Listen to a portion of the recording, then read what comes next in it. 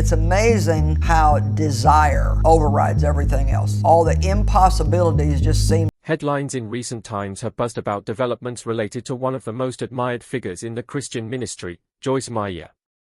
Powerful teachings and unyielding frankness have made Meyer a continuing inspiration to millions of people throughout the world. But do you know what happened to Joyce Meyer? Between upcoming conferences to controversies related to her ministry, let's take a look at the dynamic preacher and author whose livelihood has been dedicated to empowering others with faith. Shrouded by fear and turmoil, her life was clouded by the return of her father, a factory worker, from World War II, and along with him, he brought back not just the scars of war but darkness that would accompany Joyce for several years. Shortly after he returned, he began assaulting her, and this experience was the secret that would destroy her childhood and shape the rest of her life. According to Joyce, her home was a place where everything moved based on the mood of her father. Anything he wanted to watch on television would become the family's choice, and they had to eat at his convenience, and there was little or no room available for joy or normalcy to exist under this oppression. Joyce admits to living a lie, concocting fabricated stories for not attending school activities and functions, when her silence and shame kept her hostage to a world no child deserved. The abuse continued relentlessly until Joyce turned 18, leaving her with profound trauma that left deep emotional scars. Feeling isolated and profoundly ashamed not only because of what was happening to her but also of the family dynamics that set the context for everything that was going on, her father's twisted love into a perverse thing, making her believe their relationship was special and needed to be kept from the world, and such manipulation created for Joyce a heavy burden that she would struggle to discard for many subsequent years. However, in the middle of such darkness, a flicker of hope emerged when Joyce found her refuge in her faith. Though when she was 9 years old, she became a born-again Christian, it was not until 1976 did she come across a real transformative moment. Joyce recalls driving to work, and in what she described as being drunk with the Spirit of God, she felt an overwhelming sense of love and purpose wash over her, and it was through this so pivotal an encounter that her inner fire started burning with zeal to proclaim God's message of healing and redemption. Generally, Joyce Meyer Ministries was not born out of an ambitious motive, but a call from the Lord that had been brewing inside her for years. A pivotal moment arrived in 1976 when Joyce Meyer experienced an intense, overwhelming intercession while driving to work. She felt an uncontainable fire ignite within her, compelling her to share God's love and healing with others. This transformative experience confirmed her desire to minister through home-based Bible studies and early morning gatherings with fellow believers at a local cafe. As she immersed herself deeper in church work, her gift for teaching and healing began to flourish. Her first ministry assignment was at Life Christian Center in Fenton, Missouri, where she connected with the small congregation of about 30 attendees through her teaching gift, contributing to the church's growth. By 1980, Joyce had become an associate pastor, leading women's Bible studies that drew increasingly larger crowds, solidifying her calling and ministry. As her influence grew in Life Christian Center, so grew her desire to reach more people. In 1985, after years of serving as an associate pastor of the church, she took one of the boldest steps yet. She resigned from the church and started a ministry of her own, which she called Life in the Word. This, of course, meant giving up a sure thing with the church in order to chart new territory. Again, with her faith and tenacity, she began broadcasting her teachings on various local radio stations. Her capacity to address the real-life problems of others with practical faith-based solutions captured the hearts and ears of all who listened to her. By 1983, she was able to launch a radio program of her own, something that would lay down the foundation for other successes. Almost immediately, the broadcast gained popularity, and soon, it was on several stations in the Midwest. As Life in the Word continued to grow and succeed, it led Joyce into another area of broadcast, television.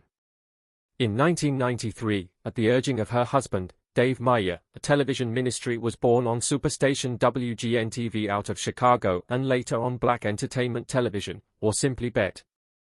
This became, quite out of the ordinary, a very pivotal point for Joyce Meyer Ministries. What began as a strictly local outreach program for the gospel blossomed into a national one. At the beginning of the 1990s, Joyce Meyer Ministries took flight. Especially by the launching of her television program, Enjoying Everyday Life, in 1993, her gift of teaching reached millions around the world. People began watching her to be sure. They enjoyed her messages, but probably more so because of the open sincerity she shared her life's hurts and troubles, and people just related to her. On every level, the positive impact of Joyce's ministry crossed cultural boundaries. Her messages deeply touched the inner life of people from all walks of life, bringing hope and encouragement to many who were going through various trials. She gave a venue for people of faith to unite and further edify one another in their walks through conferences and speaking engagements across the United States and abroad. By 2003, Joyce Meyer Ministries had grown into a full-fledged international ministry which tackled the humanitarian cause alongside spiritual teachings. The setup of Hand of Hope was quite instrumental. It was this aspect of the ministry that was meant to provide care and concerns for the less fortunate both in the United States and abroad. From feeding schemes to disaster relief work, Joyce's ministry was not limited to mere rhetoric but involved practical applications that were supposed to change people's lives. Setting up Hand of Hope stemmed from her own understanding of hurts, and she thus knew how important it was to attend to both spiritual and physical needs in any population. This holistic approach became one aspect of her ministerial philosophy.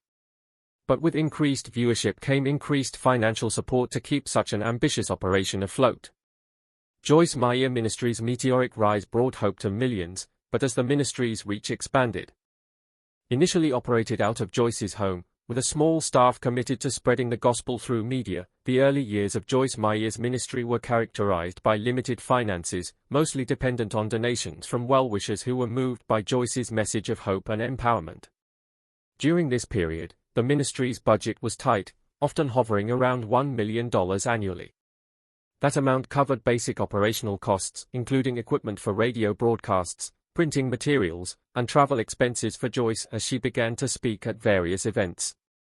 However, as the ministry gained traction, so too did its financial requirements. By the late 1990s, when Joyce's books began to climb the bestseller lists and her television program reached millions, the financial landscape shifted dramatically. As a result, the ministry's annual budget swelled to about $10 million, reflecting both increased operational costs and an audience that was hungry for Joyce's teachings. By the early 2000s, Joyce Meyer Ministries had become a major force in Christian media, and the costs associated with running a global ministry became more significant. Furthermore, the ministry incurred significant broadcasting expenses, including studio rentals, production, and distribution costs for television and radio programs. Additional investments were made in marketing and outreach initiatives. Moreover, organizing large-scale conferences, which attract thousands of attendees from around the world, proved to be a resource-intensive and time-consuming endeavor. In 2004, amid growing scrutiny over the financial transparency and accountability of ministries like hers, Joyce Meyer proactively addressed concerns surrounding her own salary, reportedly $900,000 per year. To reassure the public of her ministry's fiscal responsibility, she voluntarily took a pay cut. This move coincided with the disclosure of her ministry's total annual budget, which stood at approximately $30 million. As such, the ministry reported revenues topping $104 million in 2023, largely from cash donations. Expenses, though, continued ballooning upward as well. For that year, total expenses hit approximately $122 million and yielded an operating deficit of about -$18 million. That operating deficit really put into question some sustainability and long-term viability issues among supporters and critics alike. Behind the gleaming facade of Joyce Meyer Ministries, a staggering price tag revealed a crippling burden, but was it just the beginning of a far greater struggle? As we delve into the story of Joyce Meyer Ministries, the early months of 2020 were filled with challenges and opportunities for growth. The beginning of 2020 was fraught with uncertainty. The world was dealing with the first waves of the COVID-19 pandemic, a crisis that would test not only individuals but entire organizations. The pandemic posed some unprecedented challenges for Joyce Meyer Ministries. With social distancing in full swing and large gatherings prohibited, suddenly Joyce's conferences, such a vital part of her outreach, were in jeopardy. The ministry had been built on live events where thousands would gather to hear Joyce speak, share testimonies, and worship together. This sudden shutdown put noticeable pressure on the operations and community of the ministry. To this challenge, Joyce, along with her team, adapted very quickly to the new reality. They began using technology to continue reaching out to their audience. They started virtual events to which all their followers could connect from the safety of their homes. This was more than a stopgap, it was a fundamental evolution in how Joyce Meyer Ministries engaged with its audience. It opened avenues in reaching out to those who may be faced with geographical or financial deterrents from attending the events physically. One of the more prominent sermons, Walking by Faith, preached in February of 2020, emphasized the importance of trusting in God during times of uncertainty, a theme that began to resonate even more poignantly as the crisis progressed. But not all the tension on the ministry was a product of outside forces. Inside, discussions were held on how best to negotiate this new landscape while staying true to the mission. There was a concern among its members about how to keep the identity of the ministry amidst the changing times. Questions cropped up, such as how to engage a community that was built on and fostered face-to-face interaction when this was no longer an option. As Joyce struggled through the various plights of her health issues, audiences began to notice her absences from their television sets. For many years, Joyce had been a staple in homes around the nation, spreading messages of encouragement and change. As her health concerns grew, from painful migraines to hormonal imbalances, so did her inability to keep up with an intense speaking schedule. The reduced number of appearances generated concerns among the faithful, long-time followers who have grown dependent on her messages as their source of guidance and inspiration. Many have spoken of not knowing which direction to go without her ministry's leadership. Would Joyce step down from ministry altogether? Was this the end of her running things? This created such a great void for those who had walked with her voice for the many years that passed. Another major indication of stress in the operations of Joyce Meyer Ministries pertained to operational decisions regarding their private jet. Such a plane symbolized efficiency for a worldwide ministry demanding much travel for speaking engagements in conferences and outreach events. Whereas the jet had earlier aided Joyce's capability of reaching out to audiences across continents in relatively less time, with increasing financial scrutiny and operational costs, its usage began to taper. In recent years, there were reports that the private jet spent more time on the ground than it did in flying. This was indicative of broader financial considerations within the ministry, an organization coming to grips with sustainability in the face of shifting economic sands. To some supporters, this reflected prudent financial management, while to others, it represented an indication of more profound issues inherent in the operational framework of the ministry. The grounding of the jet occurred simultaneously with the release of increased transparency about financial practices within Joyce Meyer Ministries.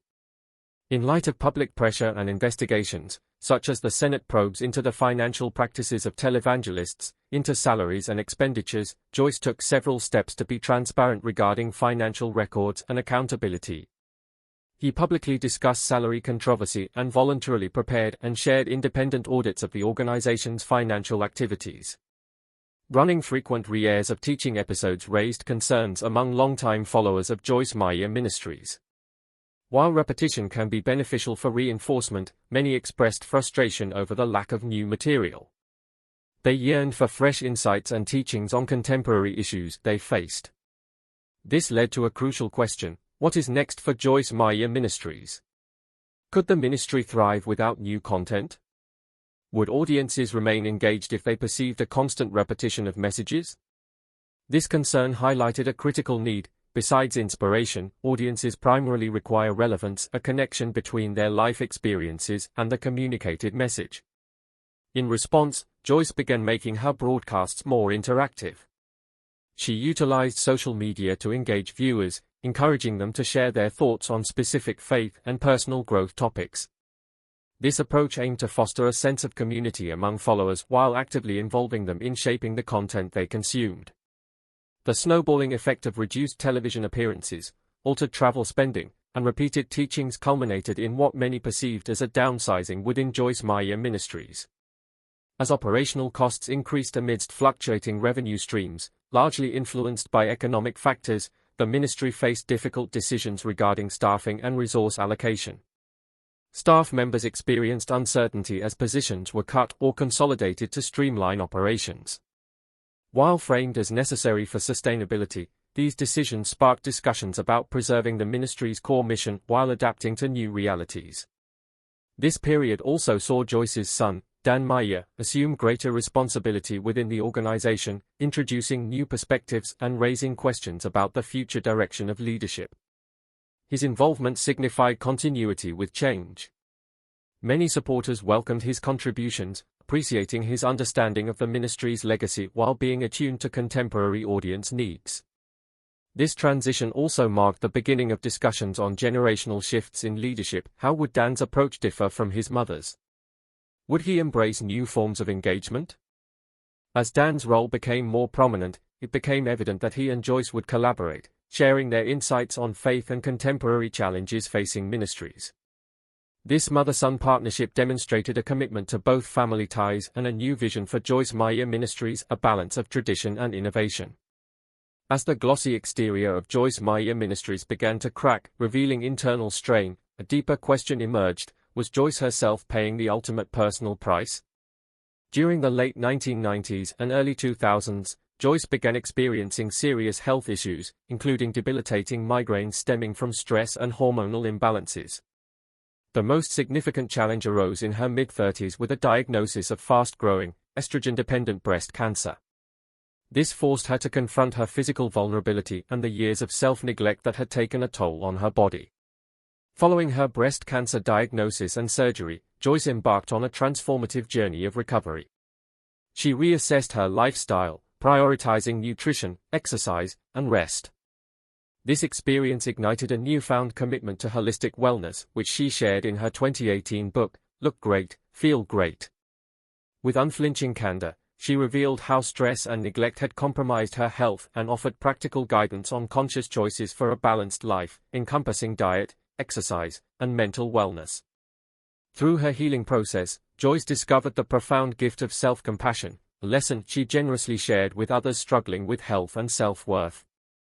By courageously sharing her personal struggles, Joyce helped countless individuals realize they were not alone and that healing and transformation were within reach.